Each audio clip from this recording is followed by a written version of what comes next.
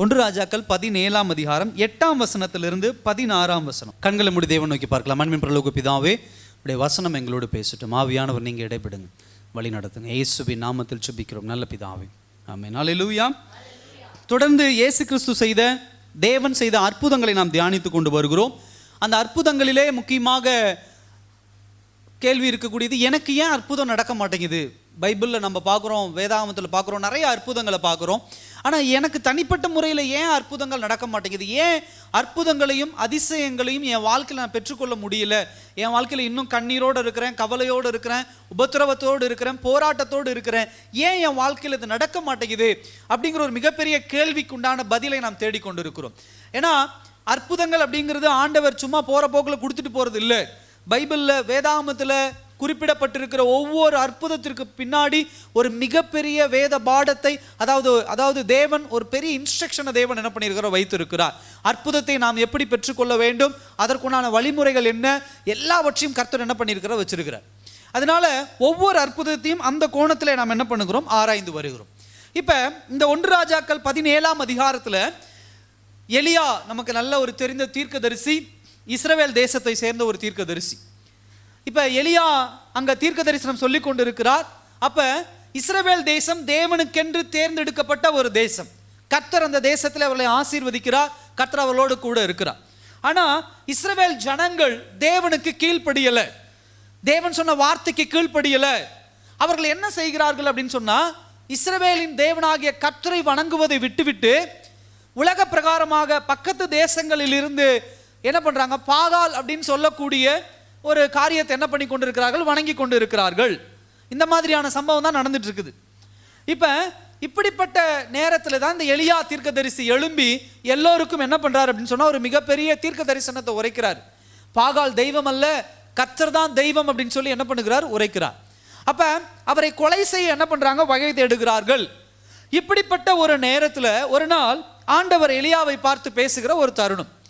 அப்படி பேசும்போது என்ன சொல்றாரு, சீதோனுக்கு அடுத்த சாரிபாத்துங்கிற ஒரு ஊருக்கு போப்பா, உன்னுடைய இன்னும் கொஞ்ச நாட்கள் நீ மறைந்து வாழ போற, இந்த ஜனங்கள் மனம் திரும்ப போவதில்லை, உன்னை கொலை செய்ய வகை தேடுகிறார்கள், உனக்கு அங்கே ஆகாரத்தை வச்சிருக்கிறேன் அப்படின்னு சொல்லி என்ன பண்றாரு, அனுப்புறாரு. இதுதான் இந்த சம்பவம். அப்போ அங்கே ஒரு விதவை வீட்டுக்கு போறாரு. அந்த விதவை கொஞ்சம் மாவும் கொஞ்சம் எண்ணெயும் வச்சிருக்கிறாங்க. அந்த கொஞ்சம் மாவும் கொஞ்சம் எண்ணெயில் முதல்ல ஒரு பிரெட்டு, அப்பம்னா பன்னு, அந்த மாதிரி சுட்டு எனக்கு எடுத்துட்டு வா அப்படின்னு அவர் சாப்பிட்றாரு. சாப்பிட்டதுக்கு அப்புறம் அந்த பஞ்சகாலம் தீரும் மட்டும் அந்த எலியா அந்த இடத்துல இருந்து அவருக்கு உண்டான ஆகாரம், அந்த விதவையும் அவருடைய மகனுக்கும் உண்டான ஆகாரம் எல்லாம் திருப்தியா என்ன பண்ணுது, கிடைக்குது. அல்லேலூயா. இதுதான் இந்த அற்புதம். இந்த அற்புதத்தில் சில காரியங்களை இன்னைக்கு உங்களோடு நான் பகிர்ந்து கொள்ள விரும்புகிறேன். முதல் காரியம் என்னவென்று சொன்னால், நல்லா கவனிங்க, இஸ்ரவேல் ஜனங்கள் தேவனால் தேர்ந்தெடுக்கப்பட்ட ஜனங்கள். ஆனா ஆண்டவர் இஸ்ரவேல் ஜனங்கள்ல ஒருத்தரையும் பயன்படுத்தாமல் சீதோன் அப்படின்னு சொல்லக்கூடிய இஸ்ரவேலுக்கு அருகாமையில் உள்ள பாகாலை வணங்கக்கூடிய, இயேசுவை வணங்காமல், தேவனை வணங்காமல், உலக பிரகாரமான கடவுள் பாகாலை வணங்கக்கூடிய ஒரு ஊரிலே ஒரு விதவையை தேர்ந்தெடுத்து அந்த விதவையின் மூலமாக கர்த்தர் யாரை போஷிக்கிறார் என்று சொன்னால், எலியாவை என்ன பண்ணுகிறார், போஷிப்பதை நாம் என்ன பண்ண முடியுது, நம்ம பார்க்க முடியுது. இதுதான் முதல் பாயிண்ட். என்ன அப்படின்னா, தேவனின் ஆசீர்வாதம் பெரும்பாலும் எதிர்பாராத இடத்திலிருந்து என்ன பண்ணுகிறது, வருகிறது. ஹல்லேலூயா. கர்த்தருடைய ஆசீர்வாதம், கர்த்தருடைய அற்புதம், தேவனுடைய வழிநடத்துதல் உலக மனுஷனாகிய நீங்களும் நானும் எதிர்பார்த்த இடத்திலிருந்து கர்த்தர் ஒருபோதும் நடத்த மாட்டாரு. இவங்க எனக்கு உதவி பண்ணுவாங்க, இவங்க எனக்கு சப்போர்ட் பண்ணுவாங்க, இவங்க என் கூட நிற்பாங்க. நல்லா கவனிங்க, இஸ்ரவேல் தேசம்தான் யெகோவா தெய்வத்தை, அதாவது தேவனை முழுமையாக அறிந்த ஒரு தேசம். அப்ப இந்த எலியாங்கிற தீர்க்கதரிசிக்கு யார் உதவி பண்ணியிருக்கணும் அப்படின்னு சொன்னா, இஸ்ரவேல் தேசத்தில் இருக்கக்கூடிய ஒரு ஆள் என்ன பண்ணியிருக்கணும், உதவி பண்ணியிருக்கணும். அதுதான் காரியம். ஏன்னா அவங்க தான் இயேசுவை, தேவனை அறிந்தவர்கள், எலியா என்கிற தீர்க்கதரிசியை அறிந்தவர்கள். அப்ப இவங்க தான் என்ன பண்ணியிருக்கணும், எலியாவுக்கு சப்போர்ட் பண்ணியிருக்கணும், எலியாவுக்கு உதவி பண்ணியிருக்கணும். ஆனா தேவனை அறியாத ஒரு ஊரில் இருந்து, எல்லா ஜனங்களும் பாகாலை வணங்கி கொண்டிருக்கிற ஒரு ஊரில் இருந்து, அதுவும் ஒரு விதவையினிடத்திலிருந்து யாருக்கு ஆண்டவர் உதவியை ஏற்படுத்தி கொடுக்கிறார், எலியாவுக்கு ஆண்டவர் உதவியை ஏற்படுத்தி கொடுக்கிறார். அல்லேலூயா. இது நம்ம எதிர்பார்க்காத ஒரு விஷயம். ஒரு செல்வந்தர ஆண்டவர் பயன்படுத்தல, ஒரு பணக்காரர் ஆண்டவர் பயன்படுத்தல, ஒரு வசதி உள்ளவங்க ஆண்டவரை பயன்படுத்தல, இல்ல எல்லா காரியங்களும் கை நிறைய கொண்டிருக்கிற ஒரு மனுஷனை கடவுள் பயன்படுத்தல. கடவுள் யாரை பயன்படுத்தினார்? இஸ்ரவேல் அல்லாத ஒரு ஃபாரின் லேண்ட், அதாவது ஒரு அயல் தேசத்திலே ஒரு விதவையின் வீட்டிலே கர்த்தர் என்ன பண்ணுகிறார்? எலியாவுக்கு உண்டான போஜனத்தை தேவன் ஏற்படுத்தி வைத்திருக்கிறார். அல்லேலூயா. ஏன் ஆண்டவர் அந்த விதவையை தேர்ந்தெடுத்தார் அப்படின்னு சொன்னா ஒரு சில காரியங்கள் பாருங்க. 17ஆம் அதிகாரம் 9ஆம் வசனம் பாருங்க. நீ எழுந்து சீதோனுக்கு அடுத்த சாரிபாத் ஊருக்கு போய் அங்கே தங்கியிரு. உன்னை பராமரிக்கும்படி அங்கே இருக்கிற ஒரு விதவைக்கு என்ன பண்ண? கட்டளையிட்டேன். ஹல்லேலூயா. ஃபர்ஸ்ட் விஷயம் என்ன அப்படின்னு சொன்னா, எலியா செல்வதற்கு முன்பாக அந்த சாரிபாத் அப்படிங்கிற அந்த விதவைக்கு, சாரிபாத் ஊர்ல இருக்கக்கூடிய அந்த விதவைக்கு தேவனுடைய கட்டளை சென்றிருக்கிறது. ஹல்லேலூயா. நல்லா கவனிங்க. ஏன்னா தேவன் யார் என்று தெரியாது, தேவன் எப்படிப்பட்டவர் என்று தெரியாது, தேவனால் அழைக்கப்பட்ட ஒரு சந்ததி கிடையாது. தேவனால் அழைக்கப்பட்ட ஒரு சந்ததி, தேவனால் தெரிந்து கொள்ளப்பட்ட ஆபிரகாமின் சந்ததி, தேவனுடைய அற்புதங்களை பெற்ற ஒரு சந்ததி, தேவன் தன்னுடைய சந்ததி வரப்போகுதுன்னு சொல்லி இந்த உலகத்திலிருந்து பிரித்தெடுத்த ஒரு சந்ததி தேவனுக்கு எதிராக நிற்கிறது. ஆனால் இவை எல்லாவற்றையும் அறியாத ஒரு அயல் தேசத்தில் இருக்கக்கூடிய ஒரு விதவை பெண் தேவனுடைய வார்த்தை அவளை சென்றடைந்து அவள் தயாராக இருப்பதை நம்ம பார்க்க முடியுது. ஹல்லேலூயா. அந்த பெண் தயாராக இருப்பதை நம்ம பார்க்க முடியுது. இப்படிதான் ஆண்டவர் அற்புதத்தை செய்கிறாரு. நான் குடும்பமா கிறிஸ்தவன், நான் ஆரம்ப காலத்திலிருந்து கிறிஸ்தவன், என் பேர்ல கிறிஸ்தவ பேர் இருக்கிறது, நான் அந்த மாதிரி நான் இந்த மாதிரி பெருமை பேசி கொள்ளுகிற ஆள் கிடையாது. ஆண்டவர் பயன்படுத்துகிற ஆள், கர்த்தர் தேடுகிற ஒரு ஆள் எப்படிப்பட்ட ஆளா இருக்கலாம் அப்படின்னா, அவங்க எந்த நிலைமையில வேணா இருக்கலாம், அவங்க எந்த ஜாதி வேணா இருக்கலாம், அவங்க எந்த ஊர்க்காரங்க வேணா இருக்கலாம், அவங்க வசதி அல்லையோ ஏழ்மையான நிலைமையில இருக்கலாம், அவர்கள் விதவையா கூட இருக்கலாம். ஆனா யார் கர்த்தருடைய வார்த்தைக்கு கீழ்ப்படுகிறார்களோ, யார் கர்த்தருடைய வார்த்தை பெற்றுக்கொள்ள தயாராக இருக்கிறார்களோ அவர்களை தேடிதான் கர்த்தர் வந்து அவர்களை பயன்படுத்துகிறவராக இருக்கிறார். அல்லேலூயா. எலியா வருவதற்கு முன்பே தேவனுடைய வார்த்தை சென்றவுடனே பாகாலை வணங்கி கொண்டிருந்த ஒரு பெண்ணாக இருந்தாலும் உண்மையான தெய்வத்தினுடைய சத்தத்தை கேட்டு தன்னை அர்ப்பணித்து எலியா என்கிற தீர்க்கதரிசியை தன் வீட்டிலே ஏற்றுக்கொள்ளுகிற மனநிலைமையிலே இந்த சாரிபாத் விதவை இருந்ததுனாலதான் எவ்வளவோ ஜனங்கள் மத்தியிலே இந்த மகளை கர்த்தர் தெரிந்தெடுத்திருக்கிறார். அல்லேலூயா. இதே ஒரு ஸ்டேட்டஸ்ல தான் யார் இருந்தா, இதே ஒரு நிலைமையில தான் ஆபிரகாமை ஆண்டவர் தேர்ந்தெடுத்தார்.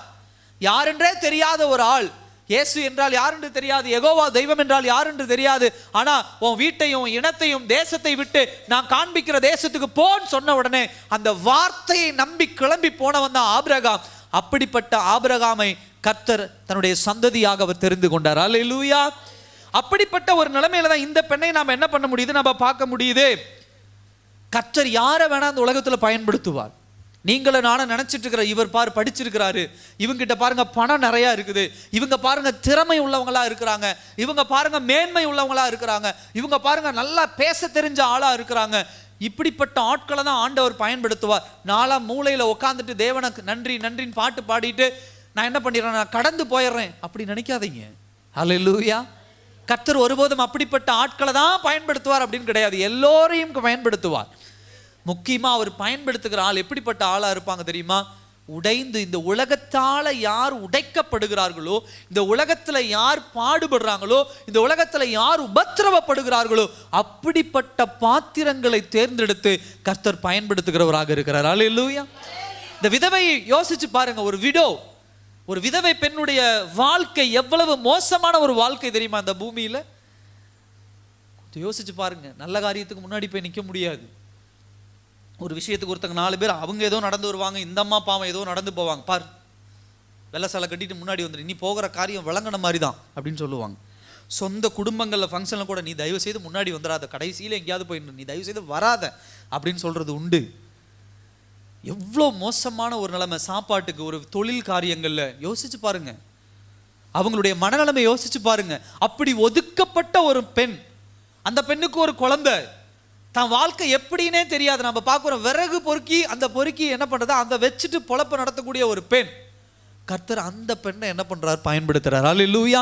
அந்த மகளை கர்த்தர் பயன்படுத்துவதை நாம் என்ன பண்ண முடியுது, நாம் பார்க்க முடியுது. அந்த பெண்ணை எப்படி பயன்படுத்துற, நல்லா யோசிச்சு பாருங்க. தன்னிடத்திலே இல்லாத இருக்கிற ஒரு பெண்ணுக்கு ஆண்டவர் ஒரு ப்ரொவிஷன் கொடுத்து, அவளுக்கு ஒரு மேன்மையை கொடுத்து, அவருக்கு ஒரு ஆசீர்வாதத்தை கொடுத்து, அந்த ஆசீர்வாதத்தின் மூலமாக தன்னுடைய ஊழியக்காரனுடைய தேவையை கர்த்தர் பூர்த்தி செய்கிறார். அல்லேலூயா. ஏன் ஆண்டவர் ஸ்ட்ரைட்டா பூர்த்தி பண்ண முடியாதா எலியாவுக்கு? காலையிலான ஒரு டிஃபன் பாக்ஸ், மதியமான ஒரு டிஃபன் பாக்ஸ் ஆண்டவர் கொண்டு வர முடியாதா? முடியும் கடவுளால. ஆனா ஏன் ஆண்டவர் இப்படிப்பட்ட ஒரு பெண்ணை பயன்படுத்தி எலியாவை என்ன பண்ணுகிறார்? அவருக்கு உண்டான போஜனத்தை கொடுக்கிறார் அப்படின்னு சொன்னா, ஆண்டவர் எடுத்து காட்டுறாரு. என்ன காட்டுறாரு? இஸ்ரவேல் தேசம் தன்னுடைய தகுதியை இழந்து போனது. ஹல்லேலூயா. ஒரு சீதோன் தேசத்துல சாரிபாத்துன்னு ஊர்ல இருக்கக்கூடிய விதவைக்கு உண்டான விசுவாசம் கூட, ஒரு கீழ்ப்படிதல் கூட என் பிள்ளைகளுக்கு இல்லை. ஆரம்ப காலத்திலிருந்து அழைத்து அவர்களுக்கு உண்டான போஜனத்தை கொடுத்து, எகிப்திலிருந்து அவர்களை மீட்டு வந்து அவர்களுக்கு உண்டான ஆசீர்வாதத்தை கொடுத்து, பாலும் தேனும் ஓடுகிற தேசத்தை அவர்களுக்கு கொடுத்தோம். என் வார்த்தைக்கு கீழ்ப்படியாமல் அவர்கள் இருக்கிறார்கள் எலியா. ஆனா இந்த மாதிரி பக்கத்து ஊர்ல நான் சொன்ன ஒரு வார்த்தைக்காக தன்னிடத்தில் இருந்த கொஞ்சம் மாவையும் கொஞ்சம் எண்ணெயும், பஞ்சகாலம், கவனிங்க, பஞ்சகாலத்தில் மறுபடியும் போய் மாவு வாங்கிக்கலாம், மறுபடியும் போய் எண்ணெய் வாங்கிக்கலாம் அப்படிங்கிற ஒரு வாய்ப்பு கிடையாது. அப்படிங்கிற ஒரு ஆப்பர்ச்சுனிட்டி, ஒரு சாய்ஸ் கிடையாது. கொடுத்துருன்னு ஆண்டவர் சொல்லிட்டாராம். அந்த அம்மா தயாரா இருக்குது. எப்ப எலியாங்கிற ஒரு தீர்க்கதரிசி வருவார், நான் கொடுக்குறேன் அப்படின்னு சொல்லி. ஹல்லேலூயா. அப்படி அந்த அம்மா தயாராக இருந்ததுனால தான் அந்த பஞ்சகாலம் தீரு மட்டும் அந்த அம்மாவுடைய வீட்டில் மாத்திரமும் மாவும் எண்ணெயும் குறைந்து போகவே கிடையாது. அல்லேலூயா. தேவன் தினந்தோறும் அதற்குண்டான ஆசீர்வாதத்தை என்ன பண்ணுகிறார்? அழித்து கொண்டே என்ன பண்ணுகிறார் இருக்கிறார். அது ரொம்ப முக்கியமாக கவனிக்க வேண்டிய ஒரு வார்த்தை. கர்த்தர் ஒரு அற்புதத்தை செய்யறேன், ஒரு அதிசயத்தை செய்யறேன்னு சொன்னா நம்ம எப்பயுமே மேல் நோக்கி பார்த்துட்டு இருக்க கூடாது. மாடி வீட்டில இருந்து வரும் பணக்காரங்க 5 பவுன் நகை 10 பவுன் நகை போட்டுக்கிறவங்க வந்து உதவி செய்வாங்க. முதலாளிகிட்ட இருந்து வந்து உதவி வரும், அவங்க கிட்ட இருந்து வரும், இவங்க கிட்ட இருந்து வரும். அப்படி இல்லை. கர்த்தர் ஒரு அற்புதத்தை உங்க வாழ்க்கையில செய்யறாரு அப்படின்னா இப்படியே பார்த்துட்டு இருக்க கூடாது. உங்களை சுற்றி இருக்கிறவங்களை கொண்டு கூட ஆண்டவர் செய்வார். அல்லேலூயா. இந்த விதவை போல ஒரு வயதான அம்மாவா இருக்கலாம், வயதான அப்பாவா இருக்கலாம், நம்மளுடைய வயதான பாட்டியா இருக்கலாம். யாரை கொண்டாகலும் கர்த்தர் ஒரு அற்புதத்தை செய்யணும்னா இப்படிப்பட்ட ஆட்களை கொண்டு கூட மிகப்பெரிய அற்புதங்களையும் அதிசயங்களையும் செய்ய அவர் வல்லவராக இருக்கிறார். யாரையும் அண்டர்எஸ்டிமேட் பண்ணிடாதீங்க, யாரையும் என்ன பண்ணிடாதீங்க, தூக்கி எறிந்து விடாதீர்கள்.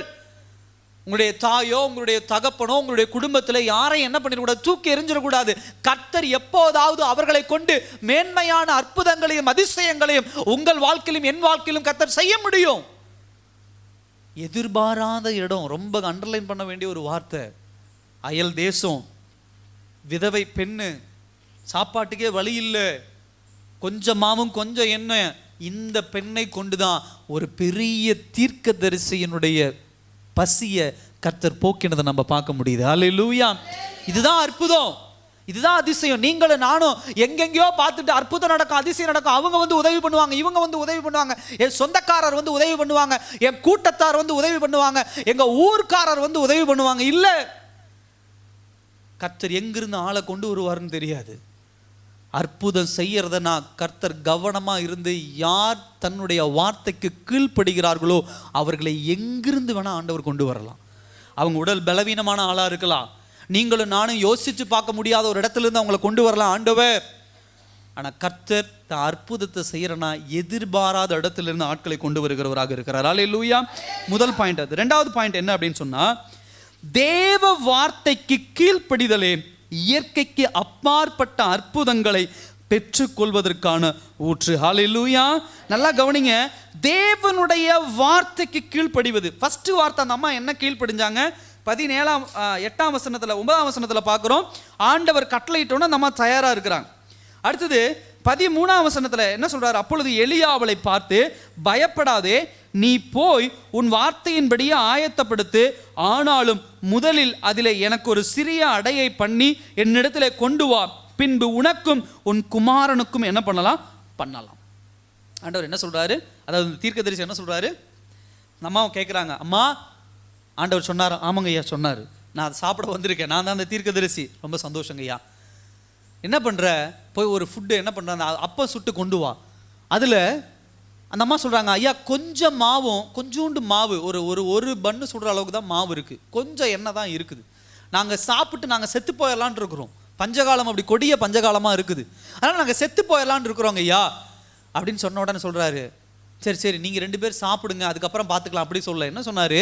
முதல்ல போய் எனக்கு என்ன பண்ணுங்க, என்ன பண்ணுங்க, எல்லாரும் சொல்ல, எனக்கு என்ன பண்ணுங்க, எனக்கு கொண்டாங்க, அந்த பண்ணை கொண்டு வாங்க. முதல்ல சொல்கிற அந்த அடை அப்படின்னா தோசை பன்னு எப்படி வேணால் வச்சுக்கலாம். அதை என்ன பண்ணு, சுட்டி எனக்கு எடுத்துட்டு வா, நான் சாப்பிட்டுக்கிறேன். அப்புறம் நீ யாருக்கு பண்ணலாம்? உன் பிள்ளைகளுக்கும் உனக்கும் குமாரருக்கும் என்ன பண்ணலாம். நம்மளா இருந்தால் என்ன சொல்லுவோம்? நல்லா இருக்குது அவன் பேச்சு, இருக்கிறதே கொஞ்சமாவுன்னு சொல்கிறேன், ஒரு பண்ணு தான் வருங்கிறேன், இதில் சுட்டு கொண்டாந்து நான் உனக்கு கொடுத்துடணுமா? அதுக்கப்புறம் நான் என்ன பண்ணுவேன்? நான் போய் மறுபடியும் எனக்கும் என் பையனுக்கும் நான் எங்கே இருக்கு மாவு எண்ணெயும்? இல்லை இப்படி வரதா இருந்தால் முன்னாடியே ஆண்டவர் என்ன பண்ணிருக்கலாம், கதவை பூட்டி வெளியே உட்காந்துருந்து திடீர்னு கதவை திறந்து பார்க்குறேன், ஒரு 50 கிலோ அரிசி, ஒரு 5 லிட்டர் எண்ணெய், பருப்பு இதெல்லாம் வச்சுருந்தா நான் அப்போயாவது என்ன பண்ணியிருப்பேன், கொடுத்துருப்பேன். ஆண்டவர் கொடுக்க சொன்னார், நான் தயாராக இருந்தேன். வீட்டில் வந்து பார்த்தா கொஞ்சமாவும் கொஞ்சம் என்ன தான் இருந்துச்சு. சரி காலையில் ஆண்டவர் கொடுப்பாருன்னு பார்த்தா காலையிலையும் கொடுக்கல. நீ வந்து வாசலில் உட்காந்துட்டு ஃபஸ்ட்டு யாருக்கு கொண்டு வா? எனக்கு கொண்டு வா, அதுக்கப்புறம் நீ சாப்பிட்டுக்கலாம். ஆனால் இதை நான் கேட்டு நான் என்ன பண்ணுறது, ஏற்றுக்கிற மாதிரி என் நிலைமையில் நான் இருக்கிறேன். சாதாரணமாக 5 ரூபா கொண்டு போய் கடையில் நான் போய் பிரெட் வாங்கிட்டு வந்துடுறேன், ஒரு 5 ரூபா கொண்டு போய் மாவு வாங்கிட்டு வந்துடுறேன். அப்படிப்பட்ட நிலைமையிலே நான் இருக்கிறேன். பஞ்சகாலம் அப்படின்னா மழை கிடையாது, ஒன்றும் கிடையாது, தேசமே காய்ந்து போய் கிடக்கிறது. இப்படிப்பட்ட சூழ்நிலை நான் எப்படிப்பா நான் என்ன பண்ணுவேன் அப்படின்னு ஒரு கேள்வி நமக்குள்ள என்ன பண்ணிருக்கும், வந்திருக்கும். நல்லா கவனிங்க, உங்க வாழ்க்கையில அற்புதம் நடக்கணும், அதிசயம் நடக்கணும்னா முதல்ல என்ன பண்ணணும்? தேவனுக்கு கேட்கறத கொடுத்துடணும். ஹல்லேலூயா. தேவன் என்ன கேட்கிறாரோ அதை கொடுக்கணும். ஹல்லேலூயா. அப்படி கொடுக்கும் போது தான் உங்க வாழ்க்கையிலும் என் வாழ்க்கையில என்ன நடக்கும்? அற்புதம் நடக்கும். ஹல்லேலூயா. அங்க கேள்வி கேட்கக்கூடாது. வாரத்தின் முதல் நாள் சர்ச்சு கொடுத்தணும், எப்படி ஆண்டவரே ஃபர்ஸ்ட் நாள் போனால் தானே நல்ல சம்பளம் கிடைக்கும், டபுள் சம்பளம் எனக்கு அன்னைக்கு கிடைக்கும், நான் எப்படி அந்த நாளை நான் கொடுப்பேன் அப்படின்னு நீங்கள் கொடுக்காம இருந்தீங்கன்னா உங்கள் வாழ்க்கையில் அற்புதமே நடக்காது. நீங்கள் அதிசயத்தை ருசி பார்க்கவே முடியாது. அப்படியே நீங்கள் போயிட்டே என்ன பண்ணலாம், இருக்கலாம்.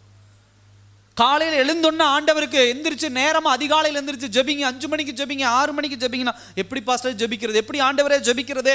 நல்ல கிளைமேட்டாக இருக்குது, நல்லா என்ன பண்ணுறது, நல்ல தூக்கம், போர்வையை போத்தி நல்லா தூங்கணுமே அந்த நேரத்தில், எப்படி நான் அந்த நேரத்தை ஆண்டவருக்கு நான் கொடுப்பேன்? ஜெபத்துக்கு போகணும், தேவாலயத்துக்கு போகணும், அப்படிதான் உறவினர்கள் யாராவது ஒருத்தர் திருமண காரியம், வீடு பிரதிஷ்டை, அந்த மாதிரி ஏதோ ஒன்று வச்சுருவாங்க. வச்ச உடனே எப்படி ஆண்டவரை நான் போவேன், எங்கள் சொந்தக்காரங்க முக்கியம் இல்லை, இப்படியெல்லாம் நீங்கள் சொல்லிக்கிட்டு இருந்தீங்கன்னா கடைசி வரைக்கும் சர்ச்சில் வருவீங்க, உட்காருவீங்க, கையை தட்டி பாட்டு பாடிட்டு போயிடுவீங்க. உங்களுக்கு தேவையான காரியத்தை ஆண்டவர் கொடுப்பார், அவ்வளோதான். அல்லேலூயா. இயற்கைக்கு அப்பாற்பட்ட அற்புதங்களையும் அதிசயங்களையும் நீங்கள் என்ன பண்ண முடியாது, பெற முடியாது. அல்லேலூயா. அப்போ என்ன பண்ணணும் அப்படின்னா, ஆண்டவர் சொல்லுகிற காரியத்தை முதல்ல என்ன சொன்னாலும் ஏது சொன்னாலும் அந்த வார்த்தைக்கு கீழ்ப்படுகிற பிள்ளைகளாக என்ன பண்ண வேண்டும், இருக்கணும். அல்லேலூயா. அது முதல் காரியம். 2வது காரியம் என்ன அப்படின்னு சொன்னா, தேவன் சில நேரத்தில் சொல்லுகிற வார்த்தைகள் எப்பொழுதும் நமக்கு கம்ஃபர்டபுளான ஒரு வார்த்தையை என்ன பண்ணாது, இருக்காது. அல்லேலூயா. கம்ஃபர்டபுளான ஒரு வார்த்தை அப்படின்னா நமக்கு ஒரு சொகுசு கொடுக்கக்கூடிய ஒரு வார்த்தையை ஆண்டவர் சொல்ல மாட்டார். இப்போ ஆபிரகாமை கூப்பிட்டு சொல்றாரு, உன் இனத்தையும் உன் தேசத்தையும் உன் வீட்டையும் நீ என்ன பண்ணு, விட்டு புறப்பட்டு போ. இந்த வார்த்தை ஒரு நல்ல வார்த்தையா, ஒரு கம்ஃபர்டபுளான ஒரு வார்த்தை இல்லை, எனக்கு இளைப்பாறக்கூடிய ஒரு சந்தோஷம் தரக்கூடிய ஒரு வார்த்தையா? சொல்லுங்க பார்க்கலாம். பாஸ்டர் நான் ஒரு 1000 ஸ்கொயர் ஃபீட்டில் இருந்தேன், ஆண்டவர் என்ன சொல்கிறாரு, 1000 ஸ்கொயர் ஃபீட்டை விட்டு உனக்கு 5000 ஸ்கொயர் ஃபீட்டு தரேன் அப்படின்னு ஆண்டவர் சொன்னால் நமக்கு எப்படிப்பட்டதாக இருக்காது? அடடா காதில் தேன் பாயுதேங்கிற மாதிரி ரொம்ப சந்தோஷமாக இருக்குது பாஸ்டர், நான் விட்டுட்டு போகிறேன், 1000 சதுரடி வீடு போனால் போயிட்டு போகுது, 5000 சதுரடியில் வீடு கிடைக்குது, நான் போகிறேன் அப்படின்னு நான் சொல்ல முடியும்? தம்பி இனிமேல் நீ 2 வீலர் ஓட்ட வேண்டாம், உனக்காக நான் கார் வாங்கி வச்சுக்கலாம். ஆண்டவரே ரொம்ப சந்தோஷம் ஆண்டவரே, இனிமேல் இந்த 2 வீலர் யார் ஓட்டுவா, நான் காருக்கு போயிடுறேன், அது சந்தோஷமாக இருக்கும். ஆனால் ஆண்டவர் எப்படி சொல்கிறாரு, கார் ஓட்டிகிட்டு இருக்கிறவனை கூப்பிட்டு, கார் உனக்கு வேண்டாம், அதை அங்கேயே விட்டுட்டு நீ என்ன பண்ணு, நடந்து போ. என்ன பண்ணு? ஆபிரகாம் எத்தனை வருஷம் அந்த வீட்டை அந்த ஊரில் சந்தோஷமாக இருந்து ரேஷன் கார்டு அந்த கார்டு இந்த கார்டுன்னு வாங்கி சொத்தெல்லாம் சேர்த்து நல்லா வீட்டை கட்டி பிள்ளைகளோட, பிள்ளை இன்னும் இல்லை அவனுக்கு, பிள்ளைகள் எதிர்காலத்தில் பிறந்தா குடும்பம் என்ன பண்ணலாம், சந்தோஷமாக இருக்கலான்னு பார்த்துருப்பான். அவனை கூப்பிட்டு என்ன சொல்கிறாரு, எல்லாத்தையும் விட்டுட்டு நீ என்ன பண்ணு, கிளம்பி நான் காண்பிக்கிற தேசத்துக்கு போகுது, எவ்வளோ நாள் வேணால் ஆகலாம், எத்தனை வருஷம் வேணால் ஆகலாம், நடந்துக்கிட்டே இருக்கணும், அங்கங்கே டென்ட் போட்டு தூங்கணும், டென்ட் போட முடியலன்னா மழை வெயிலில் படுக்கணும், இப்படியெல்லாம் சொல்லியும் கீழ்ப்படிந்தான். அல்லேலூயா. இந்த மாதிரி எப்படிப்பட்ட ஒரு ஒரு ஒரு கம்ஃபர்டபுளான ஒரு ஜோன் அப்படின்னு சொன்னால், எப்படிப்பட்ட ஒரு சந்தோஷமான ஒரு இடத்துல இருக்காங்கன்னா, இன்னைக்கு நைட்டு சாப்பிட்றதுக்கு என்ன இருக்குது, சாப்பாடு இருக்குது. இன்னைக்கு நைட்டுக்கு சாப்பிட்றதுக்கு கொஞ்சம் பன்னும் கொஞ்சம் அதை கொஞ்சம் மாவும் கொஞ்சம் எண்ணெய் இருக்குது, அதை வச்சு 2 ரொட்டி போட்டு நானும் என் பையனும் சாப்பிட்டு சந்தோஷமாக என்ன பண்ணிடலாம், நைட்டு சந்தோஷமாக சாப்பிட்டு காலையில் என்ன பண்ணிடலாம், செத்து போயிடலாம். இப்படிப்பட்ட ஒரு ஒரு ஒரு ஸ்டேட்டஸில் அந்த அம்மா இருக்கிறாங்க. அந்த அம்மா கிட்ட போய் ஆண்டவர் என்ன சொல்கிறாரு, அதை யாருக்கு கொடுத்துரு சொல்லுங்க, அதை யாருக்கு கொடுத்துருங்க, எலியாவுக்கு கொடுத்துரு. இது கம்ஃபர்டபுளான ஒரு ஜோன் கிடையாது. இது ஏற்றுக்கொள்ளுகிற ஒரு மனநிலைமையில் இருக்கக்கூடியவர்கள் செய்யவே முடியாது. எப்படி கொடுப்பேன், எங்கிட்ட இருக்கிறது இவ்வளவுதானா, இதை நான் எப்படி கொடுப்பேன், கொடுக்க முடியாது அப்படின்னு சொல்லி நம்மளே வச்சுக்கிட்டோம்னா, எலியாவுக்கு அந்த போஜனத்தை கொடுக்கலைன்னா அந்த அம்மாவுக்கு பஞ்சகாலம் முடியும் மட்டும் என்ன கிடைக்காது, ஹல்லேலூயா, அற்புதம் நடக்கவே நடக்காது. ஹல்லேலூயா. உங்க வாழ்க்கையில ஆண்டவர் அற்புதம் செய்யணும் அப்படின்னு சொன்னா சில விஷயங்களை ஆண்டவர் தூக்கி எறிஞ்சிட்டு வெளியே வான்னு சொல்லுவார். ஆண்டவரே இந்த விஷயம் எனக்கு ரொம்ப நல்லது ஆண்டவரே, இது என் குடும்பத்துக்கு ரொம்ப சந்தோஷமா இருக்கு, என் பிள்ளைகளுக்கு ரொம்ப சந்தோஷமா இருக்கு, இதை விட்டுட்டு நான் எப்படி வருவேன், இந்த இடத்த விட்டுட்டு நான் எப்படி வருவேன், இந்த குடும்பத்தை விட்டுட்டு நான் எப்படி வருவேன், எங்க சொந்தக்காரங்களை விட்டுட்டு நான் எப்படி வருவேன், அவங்கள விட்டுட்டு நான் எப்படி வருவேன், இந்த வேலையை விட்டுட்டு நான் எப்படி வருவேன், இதை விட்டுட்டு ஆண்டவர் விட்டுட்டு வானா விட்டுட்டு வந்துடணும். ஹல்லேலூயா. அப்படி விட்டுட்டு வந்தாதான் நீங்க எதை பார்க்க முடியும், எல்லாரும் சொல்லுங்க, எதை பார்க்க முடியும், அற்புதத்தையும் அதிசயத்தையும் நீங்க என்ன பண்ண முடியும், பார்க்க முடியும். ஹல்லேலூயா. மூணாவது அதுலயே மூணாவது பாயிண்ட் என்ன அப்படின்னு சொன்னா, கர்த்தர் ஒரு அற்புதத்தை செய்கிறார் அப்படின்னு சொன்னா நீங்க கர்த்தர் மேல நம்பிக்கை வச்சிருக்கிறீங்களா இல்லையாங்கிறத கர்த்தர் எப்படி சோதிப்பார் சொல்லுங்க பார்க்கலாம், நீங்க தான் சொல்லணும். எப்படி சோதிப்பார், என்னங்கய்யா, விசுவாசம். அதான் விசுவாசம் வச்சிருக்கிறீங்க கர்த்தர் மேல, அந்த விசுவாசத்தை கர்த்தர் சோதிக்கணும். எப்படி சோதிப்பார், கீழ்ப்படிதல். வேற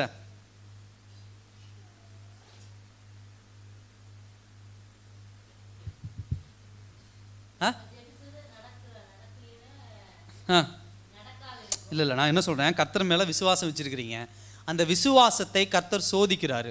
அதை எப்படி சோதிப்பார், உங்க மகன் மேல நீங்க நம்பிக்கை, ஒரு தாயும் தகப்பன் இருக்கீங்க, ஒரு மகன் இருக்காங்க, உங்க மகன் மேல நீங்க நம்பிக்கை வச்சிருக்கிறத எப்படி உணர முடியும், என்னவா செய்யறத வச்சு, வேற என்னைக்கு இருந்தாலும் செய்வான், வேற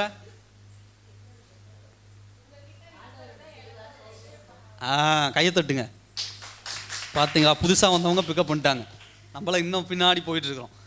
சாக்ரிஃபைஸ் பண்றது. ஹல்லேலூயா. உங்ககிட்ட இருக்கிறத இழக்க நீங்க தயாரா இருக்கிறீங்களா?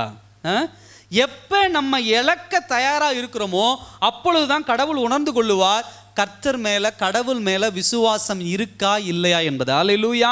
இப்ப இந்த சாரிபாத் விதவை கடவுள் மீது நம்பிக்கை உள்ள மகளா இல்லையா அப்படிங்கறத எப்படி நம்ம உணர முடியும், எப்படி ஆண்டவர் அதை சோதிக்கிறாருன்னா, அந்த அம்மா கையில் இருக்கிற கொஞ்சம் மாவும் அந்த அம்மா கையில் இருக்கிற கொஞ்சம் எண்ணெயும் அந்த அம்மா இப்ப என்ன பண்ணணும், தியாகம் பண்ணணும், சாக்ரிஃபைஸ் பண்ணணும், தியாகம் பண்ணணும். அப்படி தியாகம் பண்ணும்போது தான் நான் கர்த்தர் மீது நம்பிக்கை உள்ளவன் சொல்ல முடியும். உதாரணத்துக்கு நான் முன்னாடியே சொன்னேன், ஒரு பெற்றோர், ஒரு தாயும் தகப்பனும் இருக்காங்க, பிள்ளை மேல நம்பிக்கை உள்ளவர்கள் அப்படின்னு சொன்னா என்ன பண்ணும், தான் சம்பாரிச்ச சொத்தை என்ன பண்ணணும், பிள்ளை பேர்ல சொல்லுங்க, பிள்ளை பேர்ல என்ன பண்ணும், எழுதி வைக்கணும். எழுதி வச்சாதான் மகனே நான் உன்னை நம்புறேன், மகளே நான் உன்னை நம்புறேங்கிற அர்த்தம். மகனே உன்னை நான் நம்புறேன், மகனே நான் உன்னை நம்புறேன், ஆனா சொத்து மட்டும் கேட்காது. அப்படி சொல்லிக்கிட்டே இருந்தா என்ன அர்த்தம், மகனை நம்பல, மகளை நம்பல, உனக்கு தான் அந்த 5 பவுன் செயின், உனக்கு தான் அந்த 5 பவுன் செயின், சரிம்மா உன் காலத்துல இருந்து எப்ப என் காலத்துக்கு வர நேரத்தில் வரும், அது வரைக்கும் நான் என்ன பண்ண மாட்டேன், தரமாட்டேன். அப்ப இதுக்கு பேர் என்ன, நம்பிக்கை இல்லாத ஒரு தன்மை. ஆனா இதையே உலக பிரகாரமா நீங்க கடவுள்கிட்ட வந்துடக்கூடாது. கடவுள்கிட்ட என்ன பண்ண, ஆண்டவரே உங்களை நான் நம்புறேன், ஆண்டவரே உங்கள்கிட்ட நான் நம்புறேன் அப்படின்னு சொல்லிட்டு ஆண்டவர் அந்த கொஞ்சம் மாவும் கொஞ்சம் எண்ணெயும் எலியாவுக்கு கொடுப்பான். இல்லை ஆண்டவர் நான் உன்னை நம்புறேன், இல்லை ஆண்டவர் நான் உன்னை நம்புறேன்னு சொல்லியிருந்தா சாரிபாத் விதவைக்கு பதிலாக அங்கே சாரிபாத்தில் இன்னொரு விதவை யாராவது ஆண்டவர் தேர்ந்தெடுத்து அபிஷேகம் பண்ணி அந்த அம்மா மூலியமா அற்புதம் ஆண்டவர் செஞ்சிருப்பார். தியாகம் பண்ணணும்.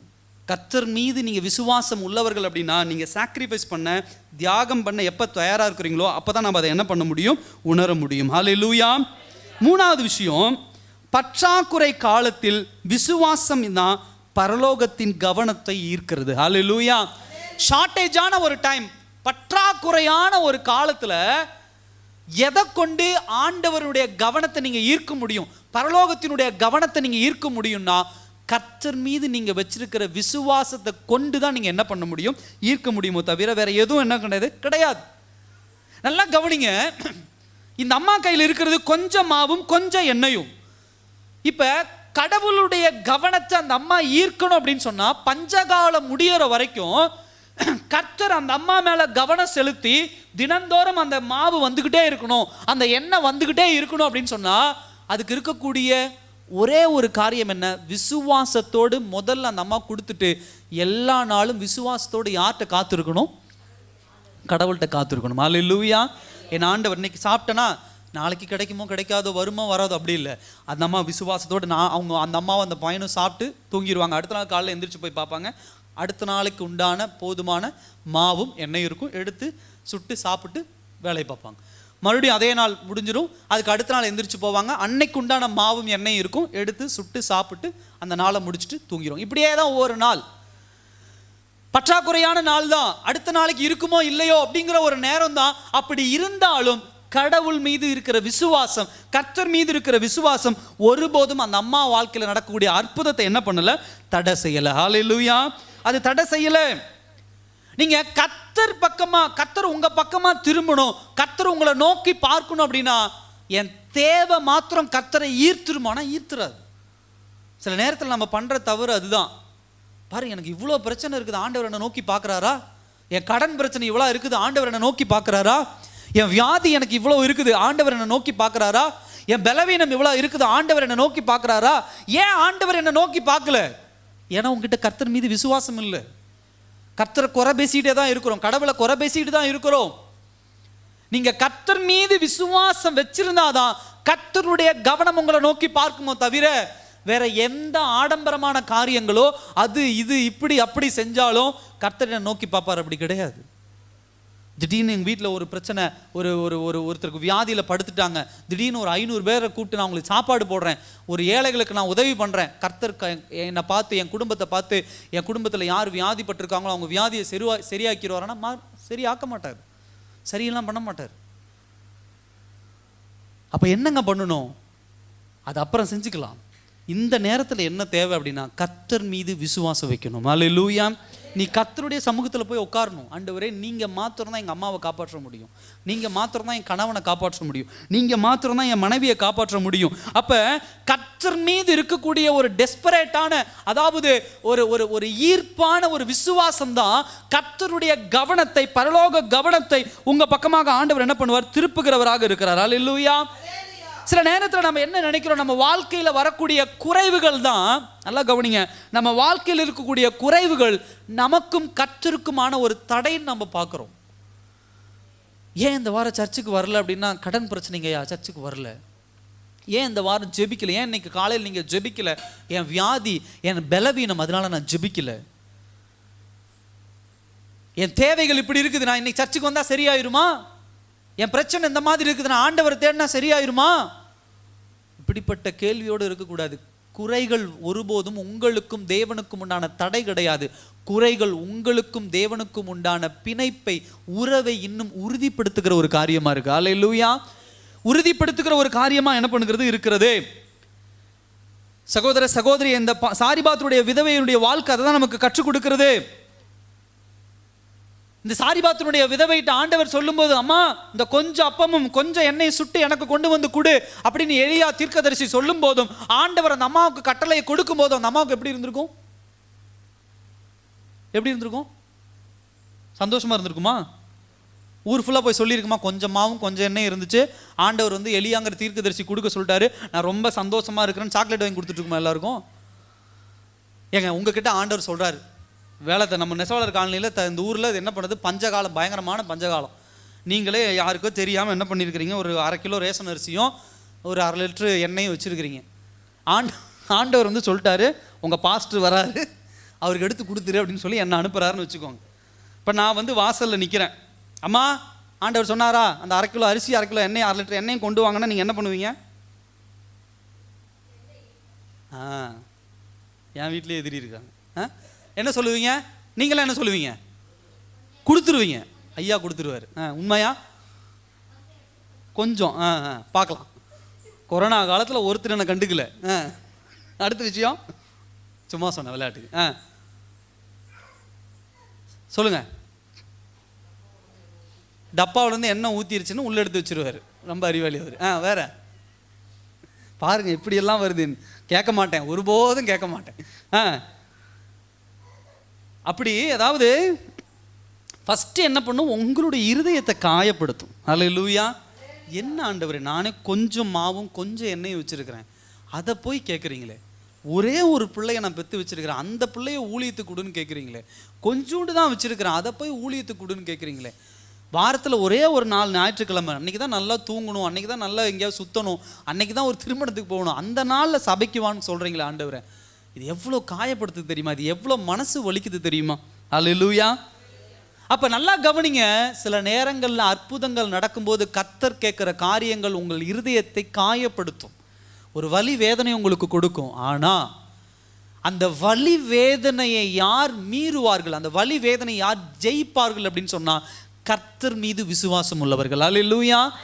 கர்த்தர் மீது நம்பிக்கை உள்ளவர்கள் மாத்திரம்தான் கர்த்தர் சொல்லுகிற சில காரியங்கள் தன்னை காயப்படுத்தினாலும் அதை குறித்து கவலைப்படாமல் என்ன பண்ணுவாங்க, அந்த காயத்தை குறித்து கவலைப்படாமல் கர்த்தர் சொல்லுகிற வார்த்தைக்கு கீழ்ப்படுகிற பிள்ளையா இருப்பாங்க. அல்லேலூயா. எனக்கு வேணும் எனக்கு வேணும் எனக்கு வேணும்னு எடுத்துக்கிறது இல்லை. இதுக்கு எல்லாம் அடிப்படை என்னன்னா விசுவாசம், ஃபெய்த். அந்த ஃபெய்த் இல்லை, அந்த விசுவாசம் இல்லை, கர்த்தர் மீது நம்பிக்கை இல்லைன்னா கிறிஸ்தவ வாழ்க்கையில நீங்களும் நானும் ஒரு நாள் கூட பக்தி வைராக்கியம் உள்ள பிள்ளைகளா வாழ முடியாது. மனுஷனை நம்பி வாழ்ந்தோம் அப்படின்னா எல்லாமே இழந்து போன பிள்ளைகளாக தான் நம்ம என்ன பண்ணுவோம் இருப்போம். கர்த்தர் எப்பொழுதும் உங்களை என்னை எப்படி அலைன் பண்றார், எப்படி ஆர்டர் பண்றார், எப்படி வரிசைப்படுத்துறார் அப்படின்னு சொன்னா உங்களுக்குள்ளும் எனக்குள்ள இருக்கிற விசுவாசத்தை வைத்து தான் கர்த்தர் உங்களையும் என்னையும் வரிசைப்படுத்துகிறார். அல்லேலூயா. இப்போ இந்த உலகம் வரிசைப்படுத்து, நீ ஃபர்ஸ்ட் மார்க் 5 சப்ஜெக்டில் இவ்வளோ மார்க் வாங்கினா நீ ஃபர்ஸ்ட் ரேங்க். இன்னைக்கு உலகம் வேற மாதிரி. உலகத்தில் நம்பர் 1 பணக்காரர், யாருக்கிட்ட அதிக பணம் இருக்குதோ அவர் அதிக பணக்காரர். இன்னைக்கு நம்ம ஊரில் நம்ம சொல்கிறோம், ஏங்க இந்த ஊர்லேயே அவர் தாங்க பணக்காரர். எப்படி சொல்கிறவங்க, அவங்களுடைய நிலங்களை வைத்து, அவங்க போட்டிருக்கிற நகைகளை வைத்து, அவங்களுடைய தொழிலை வைத்து இவங்க தான் நம்பர் 1 பணக்காரர் அப்படிங்கிறோம். அதே போல தான் பரலோகமும் கால்குலேட் பண்ணுது. பரலோகத்தில் இருந்து தேவன் உங்களை என்னையும் அப்படி தான் பார்க்குறாரு. எப்படி பார்க்குறாருன்னா, இந்த உலகத்தில் யார் வசதியானவங்க, யார் மேல் ஜாதி, யார் அப்படி யார் இப்படி, யார் அழகானவங்க, யார் அறிவானவங்க, யார் அதிகம் படித்தவங்க, அவங்களுக்கு தான் முதலிடம். அப்படி கிடையாது. பரலோகத்திலிருந்து ஆண்டவர் இருதயத்தை பார்க்குறாரு. எப்படி பார்க்குறாருன்னா, யார் என் மீது அதிக விசுவாசம் வச்சுருக்காங்க. அல்லேலூயா. யார் என் மீது அதிக நம்பிக்கை வச்சிருக்கிறாங்க, அப்படி யார் என் மீது அதிக விசுவாசமும் அதிக நம்பிக்கை வச்சிருக்கிறார்களோ அவர்களை தேடி ஆண்டவர் வந்து அற்புதம் செய்கிறவராக இருக்கிறார். அல்லேலூயா. அப்படிதான் பரலோகத்திலிருந்து ஆண்டவர் பார்க்கும்போது இஸ்ரவேல் தேசத்துல ஒருத்தனும் இல்லை. இஸ்ரவேல் தேசத்துல ஒருத்தனும் இல்லைங்கும்போது பக்கத்து தேசத்தை பார்க்கறாரு. அங்கே சீதோன் தேசத்தில் சாரிபாத்துங்கிற ஒரு ஊரில் ஒரு விதவை பெண் இருக்கிறா.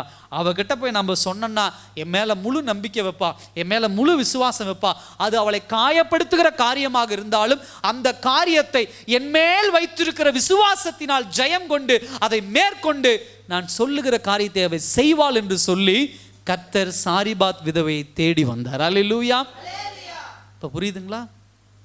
கேட்குறோம்ல ஒரு கேள்வி, பாஸ்டர் 10 வருஷம் ஆண்டவருக்குள்ள இருக்கிற இந்த அம்மா போன மாதம் தான் வந்துச்சு, ஜெபிக்குது, எல்லா அற்புதத்தையும் இந்த அம்மா பெற்றுக்கொண்டே இருக்குது.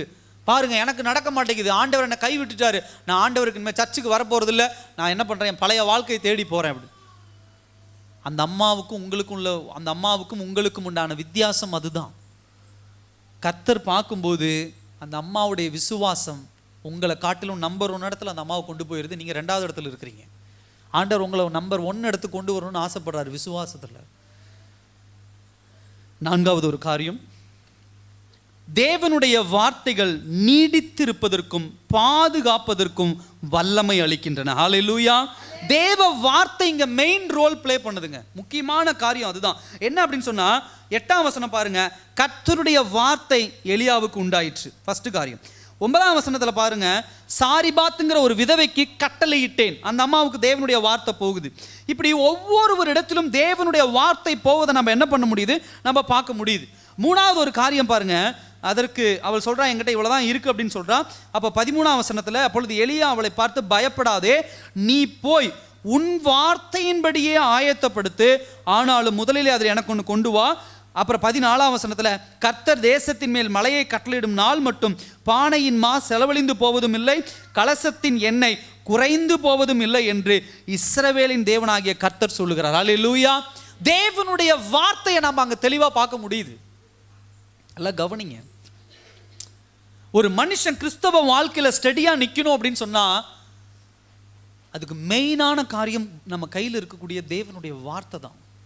அந்த வார்த்தையை யார் இறுக பிடித்து கொள்ளுகிறார்களோ அவர்களுக்கு தான் தேவனுடைய வார்த்தை நிலைத்திருக்கிறதும் பாதுகாப்பு கொடுக்கிறதும் அற்புதம் செய்கிறதா என்ன பண்ணுகிறது இருக்கிறத நம்ம பார்க்க முடியுது. அதே 1ஆம் அதிகாரம் 14ஆம் வசனத்துல தான் சொல்றது, குறைந்து போவதே என்ன கிடையாது. ஒரு நாள் கூட என்ன பண்ணாது, குறைந்து போவதே கிடையாது. எதை நம்பிமா நீ இதை செய்யற, எதை நம்பி நீ இது கொடுக்கிற? சில நேரத்தில் யோசிச்சு பாருங்க, ஆண்டவருடைய தேடி நீங்க வந்திருக்கிறீங்க, எதை நம்பி இங்க வந்தீங்க? உங்க வாழ்க்கை அடுத்த நிமிஷம் எதை நம்பி இருக்குது?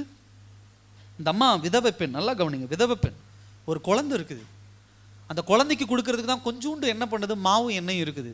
அந்த மாவு எண்ணெயும் குழந்தைங்கிறது கூட ஈவு இறக்கம் பார்க்காம என்ன பண்றாரு, எலியா வந்து உட்காந்துட்டு சுட்டு எனக்கு எடுத்துட்டு வா அப்படிங்கிறார்.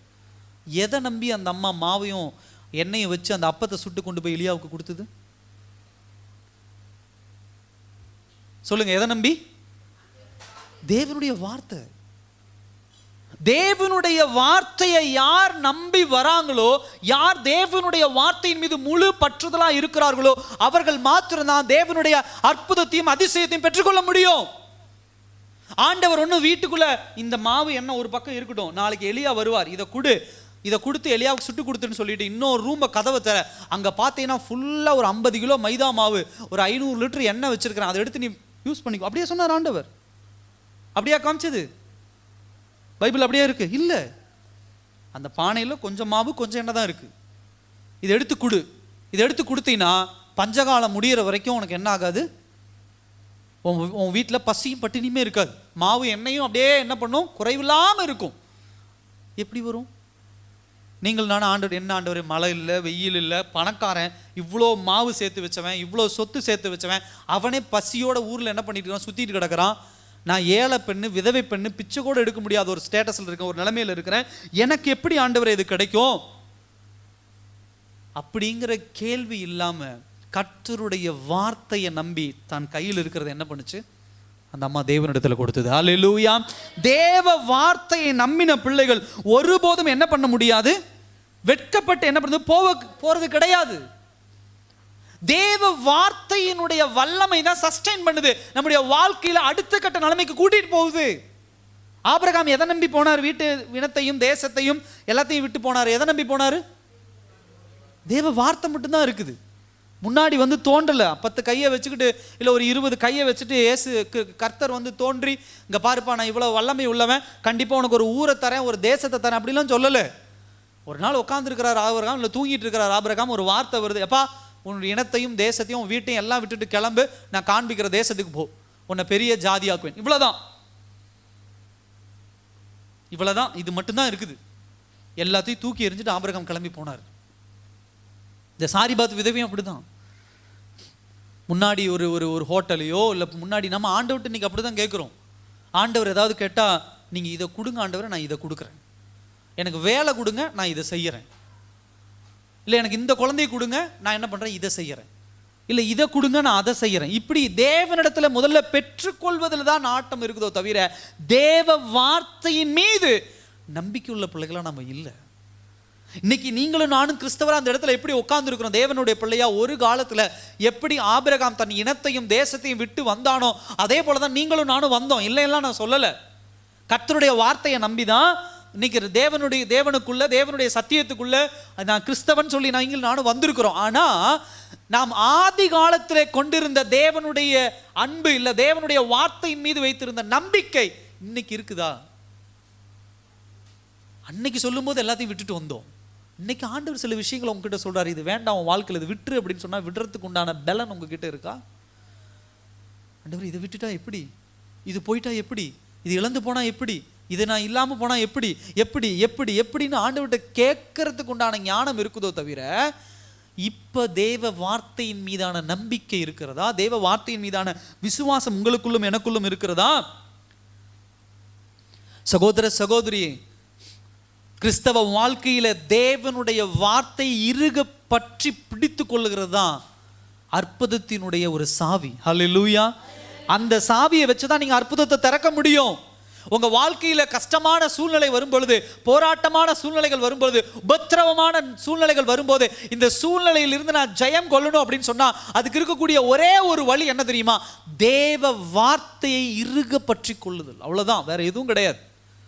மனுஷனை நம்பி போகாத, ஏமாத்திடுவான். உலகத்தை நம்பி போகாத, உன்னை தூக்கி எறிஞ்சிருவான். உங்ககிட்ட என்ன யூஸ் இருக்குதோ அது யூஸ், உங்ககிட்ட என்ன அவனுக்கு ஆகுமோ அதை எடுத்துட்டு உன்னை என்ன பண்ணிடுவான்? தூக்கி எறிஞ்சிருவான். அவ்வளவுதான் உலகம். நீயே இல்லாம போவ, கொஞ்சோண்டு உங்ககிட்ட இருக்கும், அதையும் பிடிங்கிட்டு விட்டுருவோம். இதுதான் உலகம். ஆனா கர்த்தர் அப்படி இல்லை. உங்ககிட்ட ₹1 கேட்கிறாருன்னா உனக்கு என்ன பண்ணிருப்பாரு ஆண்டவர்?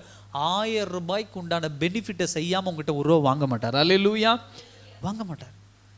நம்ம கொஞ்சமாவும் கொஞ்சம் எண்ணெயும் தேவ வார்த்தையின் மீது வைத்த நம்பிக்கையினால கொடுத்ததுனால பஞ்சகால முடியும் வரைக்கும் என்ன பண்ணுச்சு? அந்த அம்மாவுடைய வீட்டில் மாவும் எண்ணெயும் தீராம என்ன பண்ணுச்சு? இருந்துச்சு. அப்ப நல்லா கவனிங்க, தேவ வார்த்தையை என்றைக்கு இறுக பற்றி கொள்ளுகிறோமோ அப்பொழுதுதான் நமக்குள்ள விசுவாசம் வளரும். எப்பொழுது விசுவாசம் வளருமோ அப்பொழுதுதான் தேவனுக்கென்று சாக்ரிஃபைஸ் பண்ணக்கூடிய, தேவனுக்கென்று தியாகம் பண்ணக்கூடிய மனநிலைமை வரும். எப்பொழுது தேவனுக்கென்று நீங்கள் தியாகம் பண்ணுகிறீர்களோ அப்பொழுதுதான் தேவன் உங்க வாழ்க்கையில வைத்திருக்கிற அற்புதங்களையும் அதிசயங்களையும் நீங்க கரம் நீட்டி பெற்றுக்கொள்ள முடியும். அல்லேலூயா. இதுதான் சாரிபாத் விதவியினுடைய வாழ்க்கையில் நடந்த ஒரு மிகப்பெரிய அற்புதத்தினுடைய ஒரு டீகோடிங் அப்படின்னு சொல்லுவாங்க. பின்னாடி இருக்கக்கூடிய ஒரு மர்மம்னு வச்சுக்கோங்களேன். ஆண்டவருக்கு ஒரு வேலை பொழப்பு இல்லையா? ஒரு விதவையை கொண்டு வந்து உட்கார வச்சு இவ்வளோ போட்டு அந்த அம்மாவை போட்டு ப்ரெஸ் பண்ணி அழுத்தம் கொடுத்து கொஞ்சமாவும் கொஞ்சம் எண்ணெயும் பிடுங்கிறது இல்லை. ஆண்டவருக்கு தெரியும், இந்த அம்மா ஒன்று தான் நான் சொன்னா கேட்கும். ஹல்லேலூயா. நான் சொல்லுவதை கேட்பதற்குண்டான மனநிலை இந்த தாய் இடத்துல மாத்திரம்தான் உண்டு. அதனால தான் ஆண்டவர் அந்த தாயை தேர்ந்தெடுத்தார். இன்னைக்கு நமக்குள்ள ஒரு கேள்வி இருக்கு, ஏன் ஆண்டவர் என்ன பயன்படுத்த மாட்டேங்கிறார்? ஏன் ஆண்டவர் என்ன கொண்டு செய்ய மாட்டேங்கிறார்? ஏன் என்ன கொண்டு நடத்த மாட்டாரு? ஏன்னா ஆண்டவர் சொல்வதை கேட்பதற்குண்டான மனநிலைமை உள்ளவர்களாக நாம் இருக்கிறோமா? நம்ம இல்லைன்னா ஆண்டவர் நம்மளை பயன்படுத்த மாட்டார். கர்த்தர் நம்மளை பயன்படுத்த மாட்டார். தூக்கி எறினா தூக்கி எரிஞ்சு தான் ஆகணும். விட்டுட்டு வானா விட்டுட்டு வந்து தான் ஆகணும். சில விஷயங்களை இழக்கணுமா இழந்து தான் ஆகணும். உலகத்தில் சொல்றது போல எனக்கு இது வேணும் அது வேணும் அப்படிலாம் முடியாது. பைபிள்ல ஆண்டவரே சொல்லிட்டாரு. என்ன சொல்லிட்டாரு?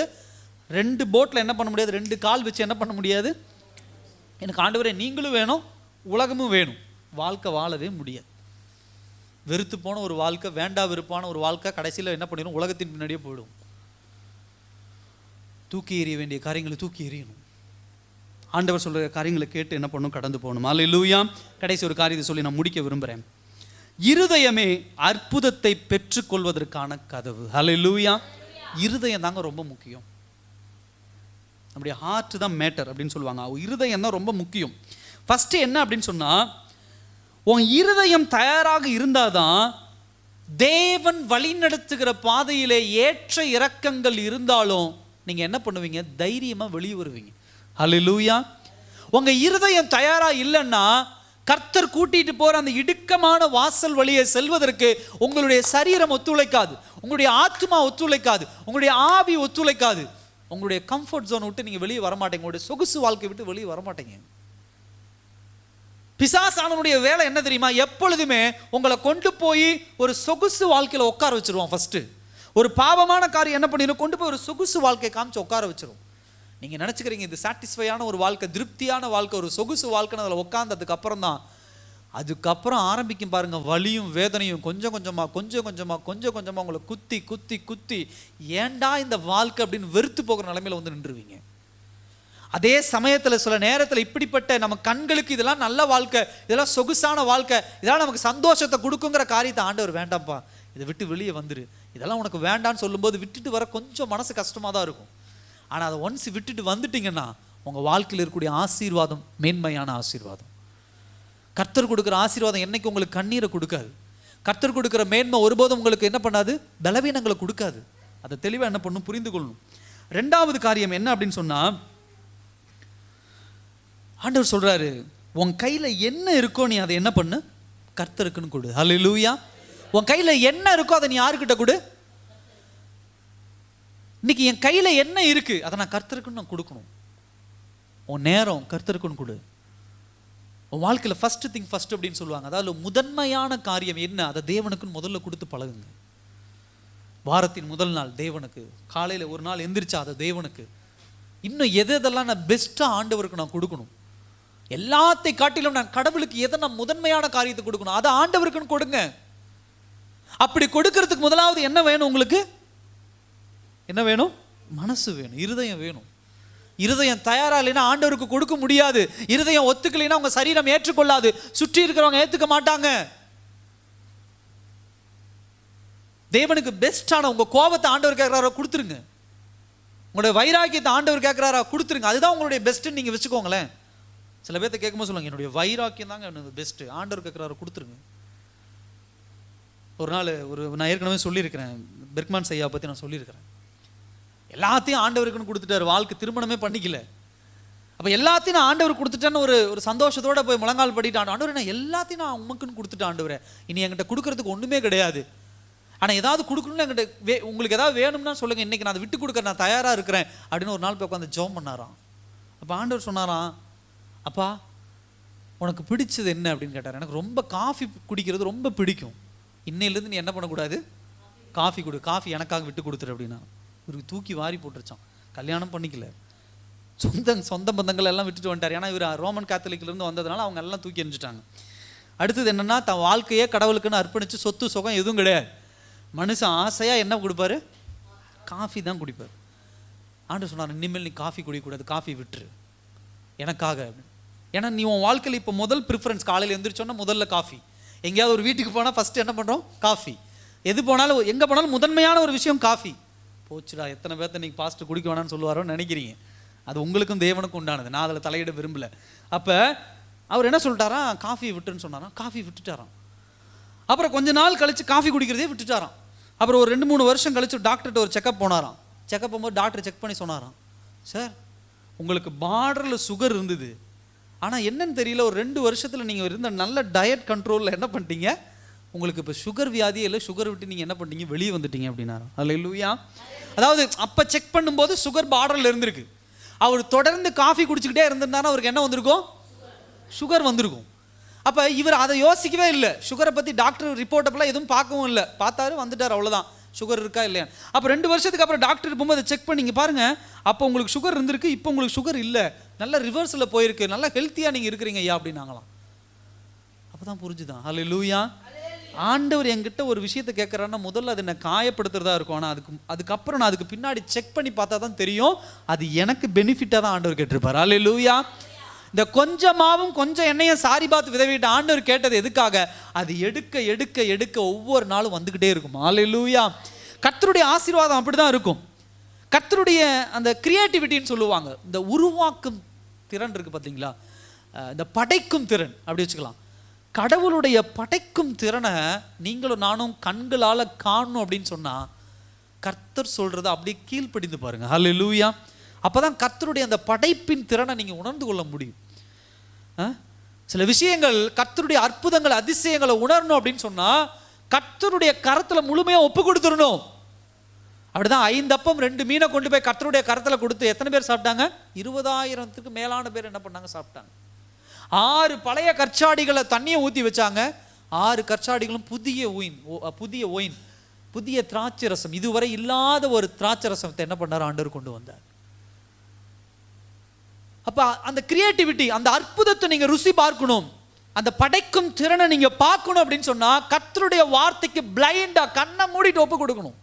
சில விஷயங்களை இழக்க சொல்லுவார், சில விஷயங்களை விட்டு கொடுக்க சொல்லுவார், சில விஷயங்களை வேண்டான்னு சொல்லுவார்.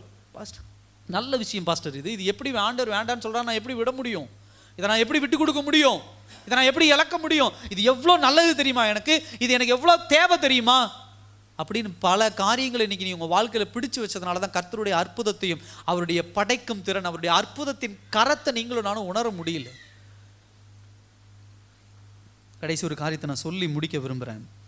நீங்கள் என்றைக்கு தேவனுக்கென்று சொல்லி உங்ககிட்ட இருக்கிறத கொடுக்க ஆரம்பிக்கிறீங்களோ அப்போ இருந்து கர்த்தருடைய ஆசீர்வாதம் உங்கள் வீட்டில் நிறைவாக கர்த்தர் வச்சிருப்பார். அல்லேலூயா. நான் அடுத்தது யோசிச்ச ஒரு விஷயம் அதுதான். நீ காலையில் நம்ம நல்லா பாருங்க, என்ன சொல்லப்படுது, கர்த்தர் எலியாவை கொண்டு சொன்ன வார்த்தையின்படியே 16ஆம் வசனத்தில் பானையிலே மா செலவழிந்து போகவும் இல்லை, கலசத்தின் எண்ணெய் குறைந்து போகவும் இல்லை. ஆண்டவர் திடீர்னு என்ன பண்ணல, நம்ம சொல் பேச்சை கேட்டாங்கன்னு சொல்லி நான் ஏற்கனவே சொன்னது போல 50 மூட்டை மைதா கொண்டு வந்து அடுக்கு, ஒரு லாரி எண்ணெய் கொண்டு வந்து இறக்குங்கிற மாதிரி திடீர்னு வீட்டுக்குள்ள அப்படியே வீடு நிரம்புற அளவுக்கு நம்ம சொல்லுவோம் பார்த்தீங்களா, கூரையை பிச்சுட்டு கொட்டுதுங்கிறாங்க பாரு. அந்த மாதிரி நம்ம எலியாவுக்கு சுட்டு கொடுத்துட்டு அந்த கொஞ்சம் அப்பம் கொஞ்சம் எண்ணெயை சுட்டு கொடுத்துட்டு வீட்டுக்குள்ளே போய் பார்த்தாங்க. அந்த செல்ஃப் ஃபுல்லாக மைதா மாவாக அடிக்கிருந்தது, பிரெட்டுக்கு அடிக்கிருந்தது, எண்ணெய் அடிக்கிருந்தது, முந்திரி பருப்பு அடிக்க. அப்படி இல்லை, என்னாச்சா, டெய்லியும் அந்த அம்மா போய் பானையை திறப்பாங்களாம். அன்னைக்கு தேவையான மாவு இருக்குமா, அன்னைக்கு தேவையான எண்ணெய் இருக்குமா. அல்லேலூயா. எடுக்கும்போது சட்டி காலியாகிடும், அந்த பாத்திரம் காலியாகிடும். வந்து பிரெட்டு சுட்டு எல்லாம் சாப்பிட்டுட்டு தூங்கிடுவாங்க. அடுத்த நாள் போய் திறக்க பார்க்கும்போது நேற்று எவ்வளோ எடுத்தாங்களோ அந்த மாவு அந்த எண்ணெய். அல்லேலூயா.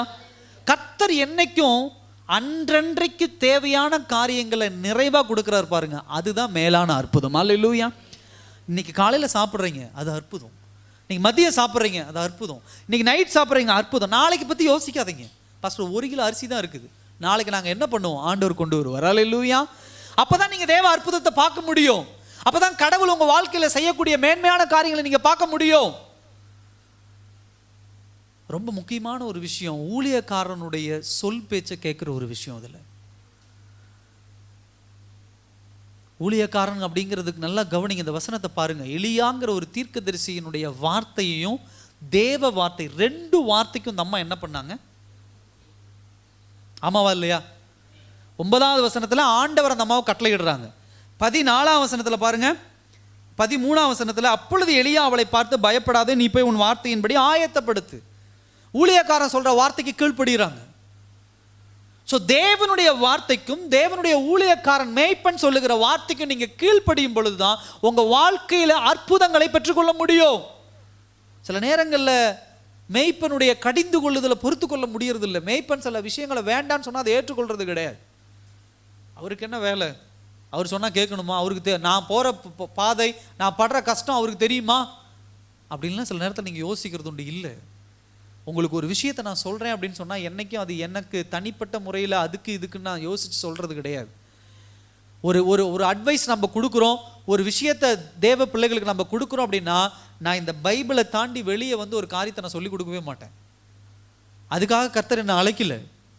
ஒரு விஷயத்தை நீங்கள் என்கிட்ட கொண்டு வரீங்க, பாஸ்டர் இந்த மாதிரி ஒரு விஷயம், இதுக்கு என்ன பண்ணலாம் அப்படின்னா, என்னுடைய அறிவு, நான் படித்த படிப்பு, என்னுடைய எக்ஸ்பீரியன்ஸ், என்னுடைய திறமை, இல்லை அங்கே இந்த மாதிரி நடந்தது, இங்கே இந்த மாதிரி நடந்தது, இதை வச்சு நீங்கள் இதை பண்ணுங்கன்னு நான் சொல்லி கொடுக்கவே மாட்டேன். நீங்கள் கொண்டு வர விஷயத்தை முதல்ல அதுக்கு என்ன ரெஸ்பான்ஸ், என்ன பதில் சொல்லலாம், அது பைபிள் என்ன சொல்லுது.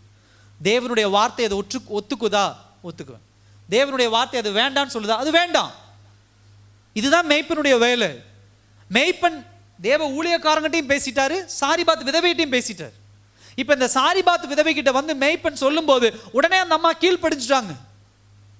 கீழ்ப்படிஞ்சது என்ன பண்ணிட்டாங்க, அந்த அப்பமும் அந்த எண்ணெயும் சுட்டு என்ன பண்ணிட்டாங்க, கொடுத்துட்டாங்க. தன்னுடைய வாழ்க்கையில் ஒவ்வொரு நாளும் அந்த அற்புதத்தை அந்த அம்மா ருசி பார்த்துக்கிட்டே இருந்தாங்க. அல்லேலூயா. தேவ ஊழியனுக்கு, தேவனுடைய மேய்ப்பனுக்கு உங்களுடைய காதுகள் என்ன பண்ணட்டும், தீட்டப்படட்டும், அவருடைய சத்தத்துக்கு கீழ்ப்படியட்டும். சில பேர் கேட்கறது இல்லை, ஆனால் நிறைய பேர் நம்முடைய சபையில் ஆகட்டும், நிறைய பேர் நான் சொல்கிறத அப்படியே நீங்கள் கேட்குறீங்க. ரொம்ப சந்தோஷம். அவங்க வாழ்க்கையில் நடக்கிற அற்புதங்களை பார்க்கும்போது எனக்கு இந்த காட்டில் மேலான ஒரு சந்தோஷம் இருக்குது. ஆனால் நிறைய பேர் அதை கேட்கறது இல்லை. நான் ஒன்று சொல்லுவேன், இந்த பக்கம் நான் போன உடனே வேற ஒரு காரியத்தை எனக்கு தெரியும் பண்ணுறாங்க அப்படின்ட்டு நான் கண்டுக்க மாட்டேன். சில விஷயங்களை இப்போ நான் கண்டுக்கிறது இல்லை. ஏன் கண்டுக்கிறது இல்லைன்னா, ஒரு தடவை நான் எச்சரிச்சுட்டு என்னை அனுப்பிச்சிட்டு அவங்க அந்த காரியத்தை தப்பாக பண்ணுறாங்க. அவங்க தப்பாக பண்ணுறதும் எனக்கு தெரிய வருது. நான் ஆண்டவருடைய சமூகத்தில் தான் வைக்க முடியும். அல்லேலூயா. நான் உலக பிரகாரமாக எனக்கு எந்த அதிகாரமும் கொடுக்கல. உங்கள் வீட்டுக்குள்ளே பூந்து உங்கள் சட்டையை பிடிச்சி, ஏன் நான் சொன்னதை மீறி பண்ணீங்க, எதுக்கு இப்படி பண்ணீங்க, உங்களை பண்ண விட மாட்டேன், கதவை பூட்டு போலீஸில் கொண்டு போய் உட்கார என்ன தடி எடுத்து அடிக்கிறது, அதெல்லாம் என் வேலையே இல்லை. அதெல்லாம் நான் பண்ண முடியாது. ஒரு தடவை கேட்குறீங்க, நான் பதில் சொல்கிறேன். அம்மா இந்த மாதிரி பண்ணுங்க, ஐயா இந்த மாதிரி பண்ணுங்க, தம்பி இந்த மாதிரி பண்ணுங்க, தங்கச்சி இந்த மாதிரி பண்ணுங்க அப்படின்னு சொல்லுவேன். கேட்டால் ஆசீர்வாதம், கேட்காம போனால் ஓகே, நீங்கள் உங்களுடைய வழியை நீங்கள் தேர்ந்தெடுத்துட்டீங்க, நான் கர்த்தர் சமூகத்தில் ஒப்பு கொடுத்துருவேன். பாஸ்டருக்கு தெரியாமல் பண்ணிட்டோம், பரவாயில்ல சாதிச்சிட்டோம் அப்படிலாம் நினைக்காதீங்க. கர்த்தருக்கு தெரியாமல் ஒன்றும் பண்ண முடியாது. அல்லேலூயா. எனக்கு தெரியாமல் இருக்கலாம், எனக்கு அறியாமல் இருக்கலாம், ஆனால் கடவுளை யாரும் ஏமாற்ற முடியாது. நான் என்னுடைய சுய சுய காரியத்துக்காக உங்களுக்கு தேடி அந்த அட்வைஸை நான் கொடுக்கல. கர்த்தர் சொல்றாருன்னு தான் நான் வந்து சொல்றேன். அல்லேலூயா. எல்லாரும் கண்களை மூடி தேவனை நோக்கி பார்க்கலாம் அந்த நாள்ல.